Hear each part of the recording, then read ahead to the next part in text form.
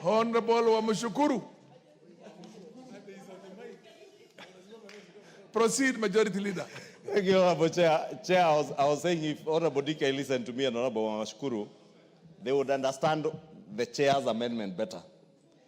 The bill had proposed to increase excise duty on ceramic tiles, and I know that is a concern with many of us who build houses, to create a provision where you are charging 35% of excise value of the tiles, or 300 shillings per kg on the tiles.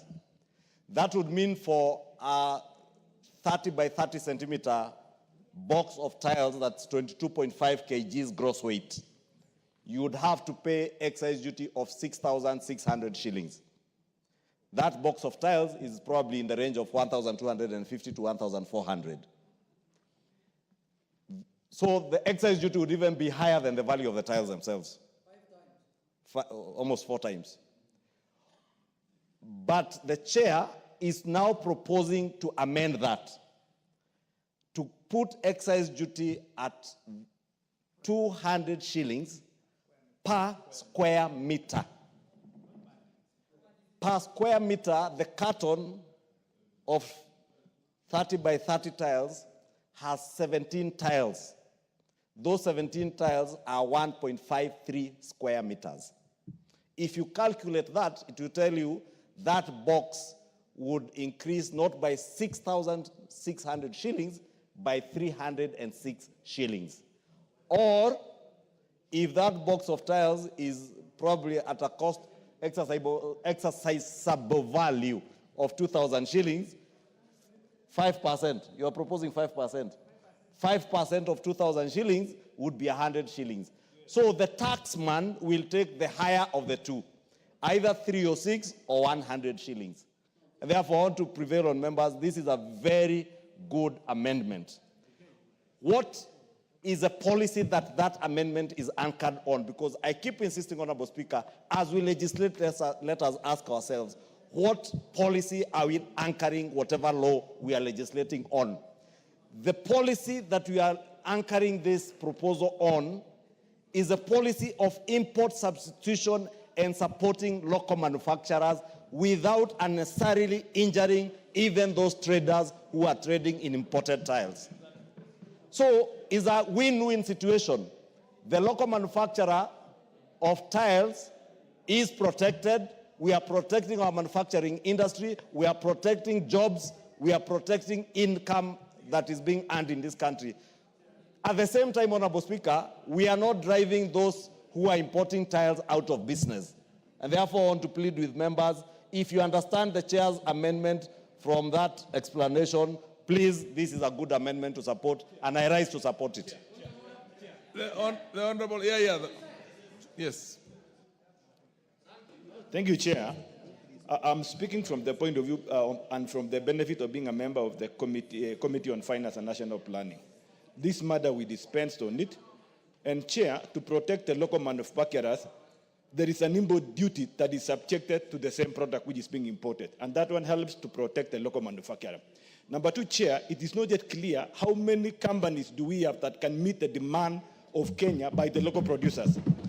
Number three, Chair, this is a critical element in terms of construction. Under Article 43, Bill of Rights, where it discusses on the issue of rights to own a decent housing. Kenyans of now, of the middle income, who are supporting the construction sector, are utilizing these particular materials to ensure they access good housing. Mr. Chair, it will be punitive to make the costing of living go up. Already, even the excise and promotion levy that was subjected to pellets has now increased the cost of construction, cement and everything. How much are we going to go? And there is no certainty that the production will be enough and lower the cost of construction. Thank you, Mr. Chair. We must stick to the committee report. The committee report was deletion. It must be deleted. Delete. Yeah, what's your point of order, Minority Leader? Chair, you know, Chair, I listened also very keenly to the Majority Leader. And Chair, you know, other than the policies talking about of substituting local manufacturing with imported tiles. We have a huge, bigger policy of government, Mr. Speaker, of housing that is going on. The government wants to build 300,000, 400,000 housing units in this country, Mr. Speaker. And I don't expect that program to fail when there is a broad-based government, Mr. Speaker. Now, Mr. Speaker, you are now introducing taxation. How many companies, as the member said, do we have in this country that produce tiles? There are not more than 2. No, there are 2. Sarge and another one. Now, do you think those 2 companies have enough capacity to supply all the houses that are being built in this country? Chair, I think let us leave this issue of tiles the way it was. Not 5%, not 200 shillings. Let Kenyans first build their homes. When we are done with the homes, then we can do taxation. How much money, Chair, with your permission, how much money are we going to raise in form of taxes from 200 shillings on per square meter or per square feet? Chair, this is scuttling. This is going to stifle homes, housing in this country, Mr. Speaker. Mr. Speaker, there are very many small traders, very many in the SME sector that are dealing with, they are having their livelihood by selling tiles. When you go to small villages, there are small shops that deal with imported ceramic tiles, Mr. Speaker.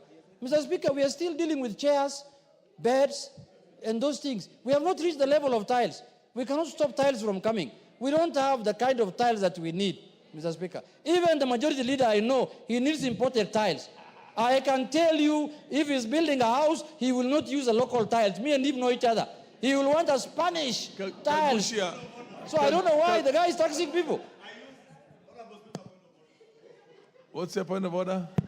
Honorable Speaker, you know, the Honorable Junet is misusing my name, that I only use imported tiles. I use tiles manufactured by a manufacturer called Surge Ceramics on Mombasa Road, and they have a factory in Athi River. And the reason, Honorable Speaker, I asked that we must ask ourselves, what is anchoring the legislation that we are legislating on? And I want members to listen to me, because it is very good to be populist. But we must ask ourselves, is what we are doing right for our own economy? And I say our own economy, meaning the national economy, not our individual economies. If you ask me, as Honorable Junet says, for my personal economy, I would rather not even pay tax at all. At all. Honorable Speaker, I would even tell you, disclose here, I am a vendor of building materials. But I'm saying, if we are anchoring this provision around the policy of import substitution, we are importing our own dollars from this country to import tiles from the Far East at the expense of the people of Mukurweini constituency, whose clay is used in the manufacture of our own tiles. Honorable Speaker, how unfair can we be to our own people? How unfair can we be to the people who have sent us to represent them here, Honorable Speaker?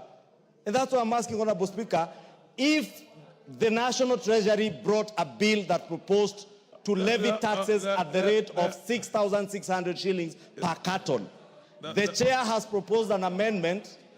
Majority Leader. There's nothing out of order, Honorable Chair. Majority Leader. What's your point of order, Honorable? This one? Honorable Speaker, the Majority Leader is actually alluding to the ball clay that is gotten from Mukurweini by the ceramic companies. Honorable Speaker, does the Honorable Majority Leader know and understand that those companies are actually exploiting the people of Mukurweini? In fact, they are leaving holes and a lot of damages to the environment in Mukurweini constituency, and they are not even bringing back anything. Honorable Speaker. Order. That is a point of argument. It is not a point of order. But again, let us move forward. One thing is fundamental.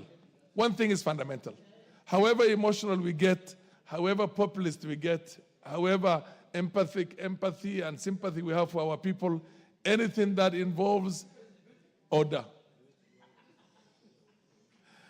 anything that involves any revenue issue cannot be deliberated in this House without the process of, rather, Article 114 being fulfilled. Mukraine MP, order Kagushia, order. And if you don't have, first of all, we've got this one, amendments done by Kiamani. Can we debate Kiamani's amendments and then we dispose it off one way or the other? Okay, what did this? Honorable Speaker, I was cut short on a point of order that was really not a point of order, because, in fact, the honorable member for Mukurweini has confirmed that indeed it is the people of Mukurweini that we seek to support, because the clay that is coming from that constituency and many other constituencies across this country, even some constituencies in Machakos and Kitui, and some, I'm told, in Murang'a in Kiharu constituency, Honorable Speaker, and some few constituencies in Kiambu, will benefit from this, Honorable Speaker. And I really want to urge members that what I was saying in conclusion was that the bill had proposed taxes of up to 6,600 shillings per carton of tiles. The chairperson has proposed taxes that the maximum it go to for that carton is 306 shillings. Because even the 30 by 30 is the largest carton with 1.53 square meters, Honorable Speaker. And I know, Honorable Speaker, there was also the second bit that speaks to ceramic toilets and the other heavier items. And that the Honorable Chair has also proposed up from, I think, 200 shillings down to 50 shillings. And I would really urge that we support the Chair on that amendment. Honorable members, I think there are those amendments that were proposed by the Chair, which many of you either feel one way or the other. Let's dispose of that, and then we go to the amendment by Mwenje and Kaguchia. So let me now put the question. Yeah, can I say, okay, honorable members,